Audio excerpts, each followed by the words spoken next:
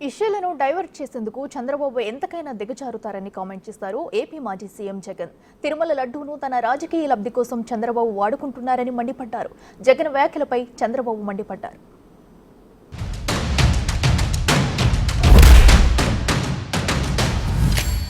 ఈ 100 రోజుల్లో చంద్రబాబు నాయుడు గారు చేసిన పాలన ఏమిటి అన్నది ఒకసారి గమనిస్తే, ఈ 100 రోజుల్లో సూపర్ 6 లేదు, సూపర్ 7 లేదు. ప్రజలకిచ్చిన మాట, ప్రజలకు చెప్పినవన్నీ కూడా అబద్ధాల మూటగా ఈరోజు రాష్ట్ర ప్రజల ముందు ఈ 100 రోజుల తర్వాత చంద్రబాబు దోషిగా నిలబడతా ఉన్నాడు. ఇప్పటికే చాలా కార్యక్రమాలు చేశాం, ఇంకా చేయవలసిన కార్యక్రమాలు చాలా ఉన్నాయి. కానీ నిన్న మొన్న పార్టీ ఓడిపోయి చిత్తుగా ఓడిస్తే కూడా బుద్ధి లేకుండా ఇంకా అజ్జేలేదు పేపర్లు వేస్తారు. మొదటి 6 నెలల్లో ఒక్క పని చేయగలిగారా మీరు? ఏమీ చేయలే.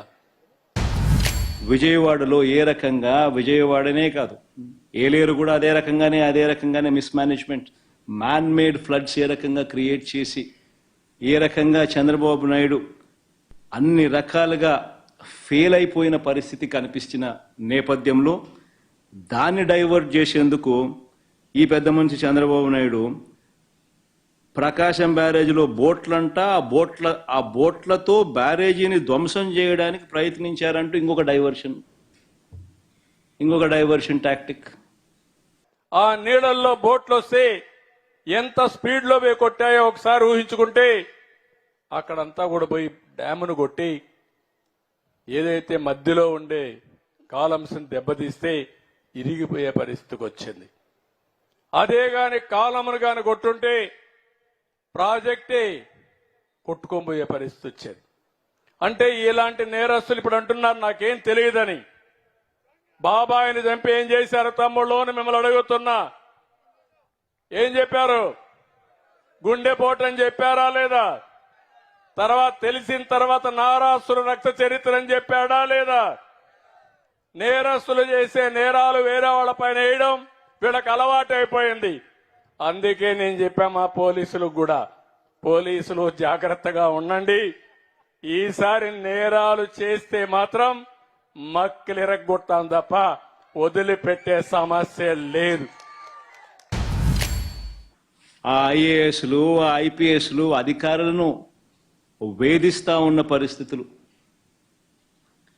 ఆ వేధింపులకు తాను పాల్పడతా ఉన్నాడు అని చెప్పి సర్వత్రా విమర్శలు వస్తూ ఉంటే దాన్ని డైవర్ట్ చేయడానికి కోసం అని చెప్పి మళ్ళీ ముంబై నుంచి ఒక సైడ్ ఆర్టిస్ట్, సినీ నటిని అడ్డు పెట్టుకుని ఒక స్టోరీ.